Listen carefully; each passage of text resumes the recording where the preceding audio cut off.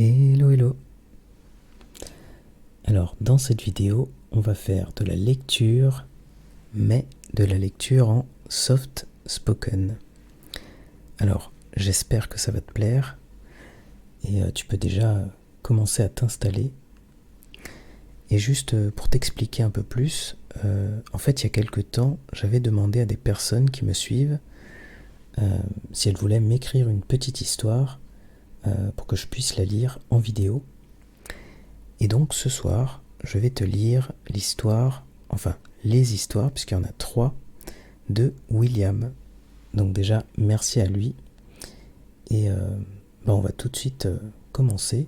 Donc mets-toi bien et c'est parti. Il était une fois, dans un petit village au bord de la mer, un pêcheur du nom de Jacques. Chaque matin, Jacques partait en mer avec son vieux bateau en bois pour pêcher des poissons. C'était son métier depuis de nombreuses années et il aimait le calme de l'océan et la tranquillité de la pêche. Un matin, alors qu'il jetait ses filets à l'eau, Jacques remarqua quelque chose de différent. Au lieu des poissons, il attrapa un énorme coquillage doré. Émerveillé par sa découverte, Jacques décida de l'emporter chez lui et de l'utiliser comme décoration. Mais cette nuit-là, alors que Jacques dormait paisiblement, quelque chose d'incroyable se produisit. Le coquillage doré se mit à briller d'une lumière douce et émit un son apaisant comme une douce mélodie de la mer. Jacques se réveilla étonné et toucha le coquillage. Une vague de calme et de détente l'envahit instantanément. Intrigué, Jacques décida d'explorer les pouvoirs du coquillage.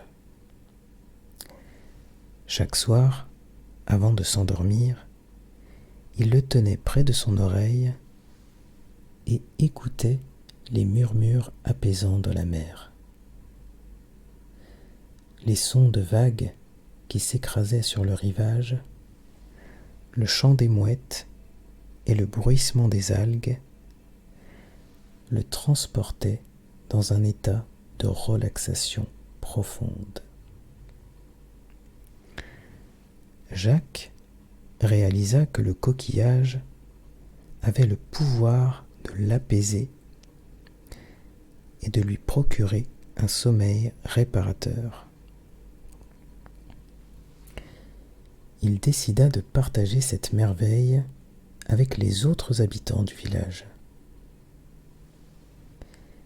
Il organisa une petite séance de relaxation au bord de la mer où il invita tout le monde à écouter les doux sons du coquillage doré.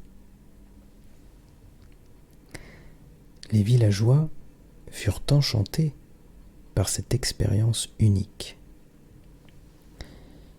Ils se sentirent détendus et calmes, leurs soucis s'évaporant au son des vagues et des mouettes. Certains d'entre eux commencèrent même à utiliser le coquillage doré pour méditer et se recentrer. La nouvelle se répandit rapidement dans les villages voisins et de plus en plus de personnes affluèrent pour découvrir le pouvoir du coquillage doré. Jacques, heureux d'aider les personnes à trouver la paix intérieure, créa une véritable communauté autour de cette expérience ASMR. Au fil du temps, le petit village devint un lieu de retraite paisible où les gens venaient de loin pour se ressourcer. Les rues se remplirent de boutiques proposant des coquillages dorés, des enregistrements ASMR et des séances de méditation guidée. Jacques était émerveillé de voir à quel point quelque chose d'aussi simple qu'un coquillage pouvait changer la vie des gens. Il était fier de savoir qu'il avait contribué à apporter la tranquillité et la sérénité dans le monde. Et ainsi, l'histoire du coquillage doré et du village de pêcheurs devint légendaire. Les générations futures se souviendraient de Jacques comme du pêcheur qui avait apporté le bonheur.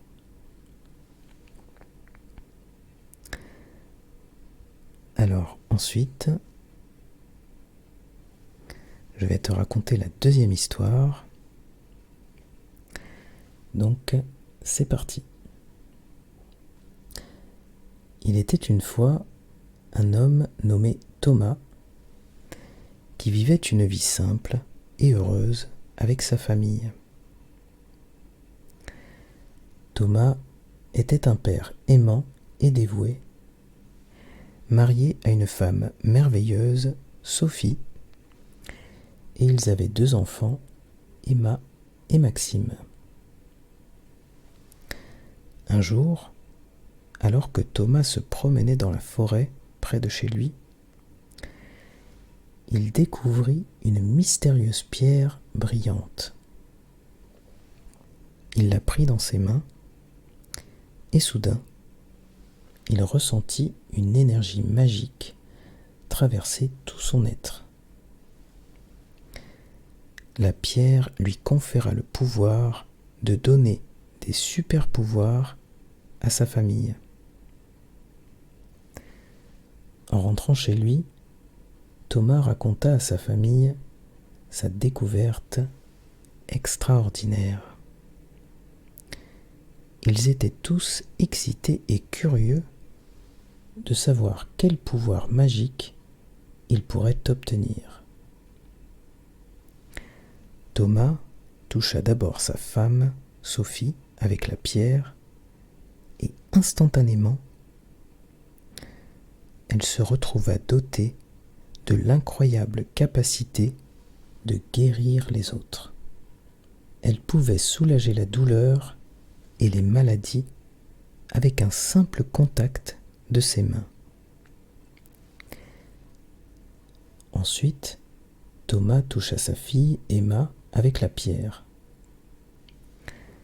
Elle se transforma en une jeune fille aux ailes magnifiques, lui permettant de voler librement dans le ciel et d'explorer le monde d'un point de vue unique.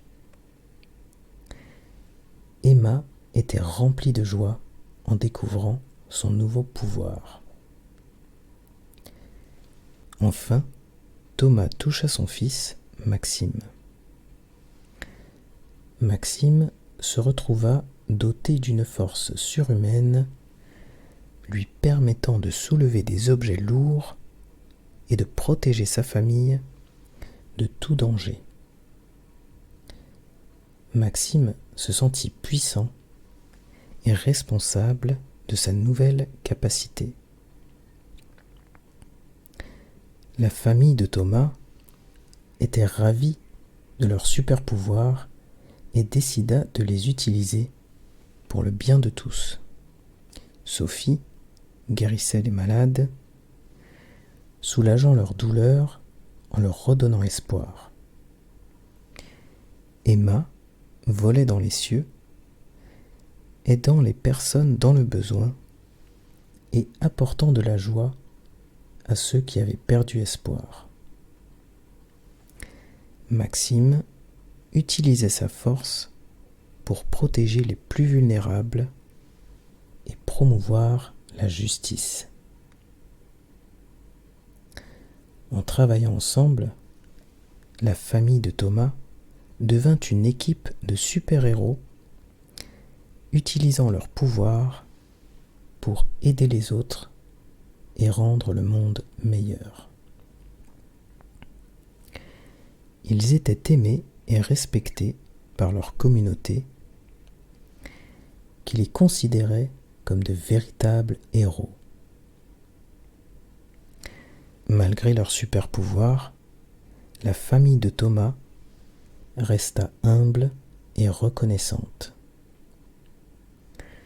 Ils savaient que leur super pouvoir était un don et ils les utilisaient avec responsabilité et bienveillance. Ils enseignèrent à leur communauté l'importance de l'empathie, de la compassion et de l'entraide. Grâce à leur dévouement et à leurs actions, la famille de Thomas inspira d'autres personnes à utiliser leurs propres talents et ressources pour faire une différence dans le monde. Leur histoire se répandit et bientôt, d'autres familles commencèrent à découvrir des pouvoirs similaires, formant une communauté de super-héros unis par leur désir commun de faire le bien.